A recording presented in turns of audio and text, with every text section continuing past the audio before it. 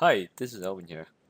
Here's a quick video to show you what the system can help you do.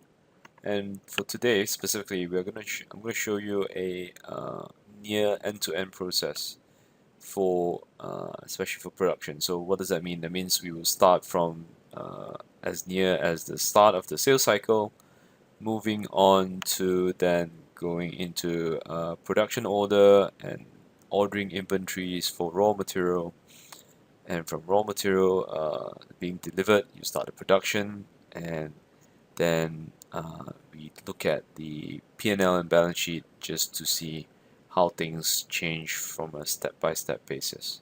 Okay.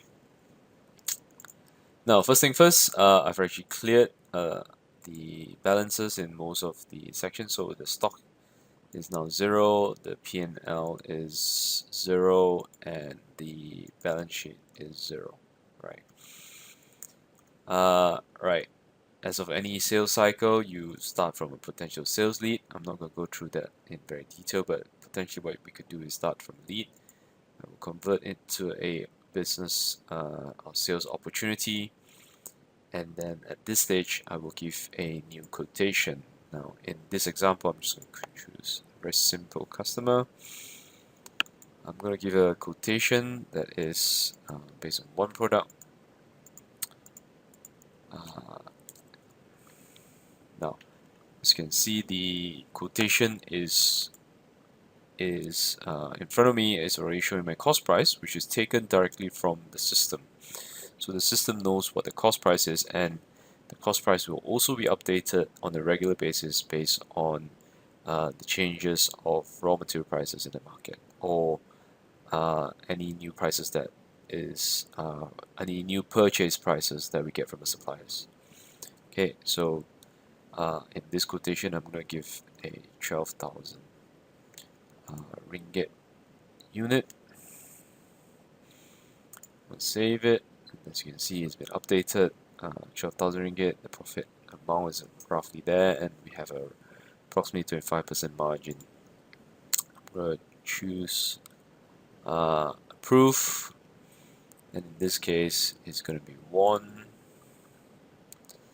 Alright, so this one case, I will then copy to the sales order.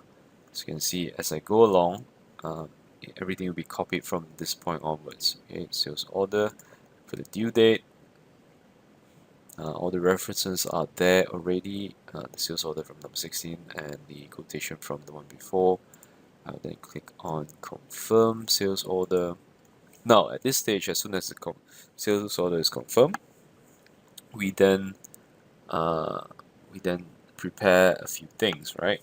The first one being a production order. So at this stage, I can very easily copy my sales order to my production order. And of course, I could also copy this to my customer invoice.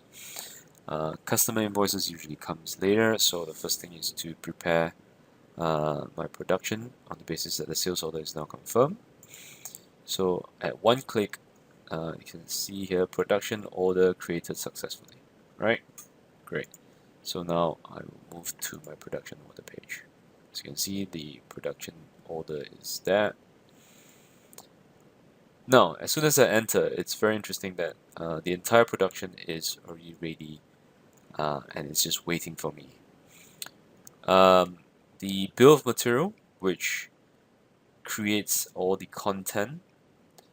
For those who don't know what a bill of material is actually your shopping list for you to produce something for production. The bill of material is based on the finished good product, which has been ordered in the sales order. Right.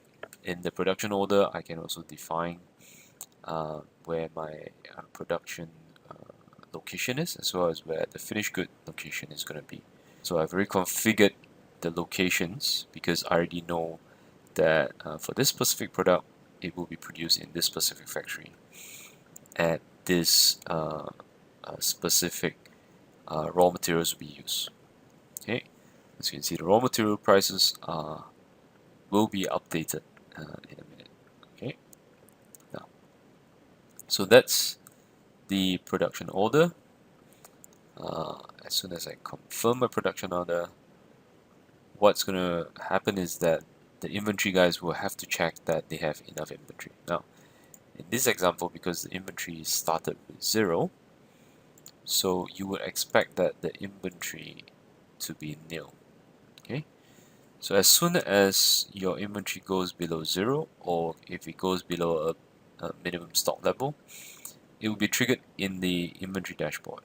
Now, in the inventory dashboard, what I'm going to do here is I'm going to very quickly order, so I know that I need all of these raw materials to come in, and I'm starting from 0, so there's none right now. And in order for me to produce that material, I have to order. So the purchase order is ready for me at a click of a button. Delivery date, pick 20th. I'm not going to go through all of them, but as you can see, the purchase order is ready, and I can easily send this. I can create a PDF and send it to my supplier. Alright, so in that case, I'm just going to confirm and complete. Right, so as you can see, the purchase order is now ready. What's going to happen next? So as soon as I send my purchase order to my suppliers will then start packing the stuff, and they will then send me these raw materials. Meanwhile, I can also update the system, the accounting system, to say that, okay, based on this purchase order, this is my supplier invoice. Okay, so the supplier invoice at a click of a button is ready. So you can see these are the materials. The finance team will then have to come in to save and approve this invoice. Once approved, what you will see in the balance sheet, you will see a purchase in transit. Right, so I know that these items are on the way.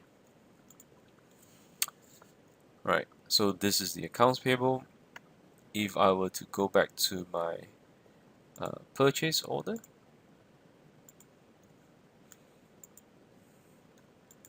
I would also be able to prepare a goods receipt note.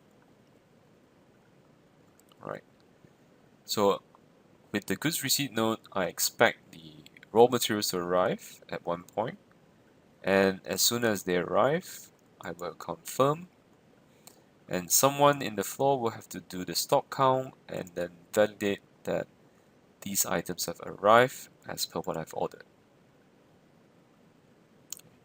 Now, as soon as these arrive, you will then realize that the balance sheet will be updated from purchase in transit, and it will update the balance sheet to go straight into the raw material accounts.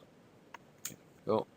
So then, if I were to go to the stock summary, you can see that the stocks have also come in. These are raw material stocks. You can see incoming. They've all arrived based on the quantity that I have ordered. Okay. So now, going back to production. Now that I have all my materials, the production will go in progress. And as soon as I finish, right, so as soon as production is complete, as you can see here, I will then go into my balance sheet. As you can see, the stock is now converted into finished good material,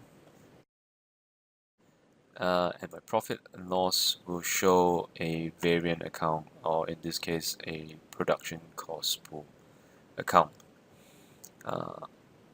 And that's it, really. So, thank you. I hope you enjoyed the session, and do drop me an email or message if you have any questions from you. Alright, thank you.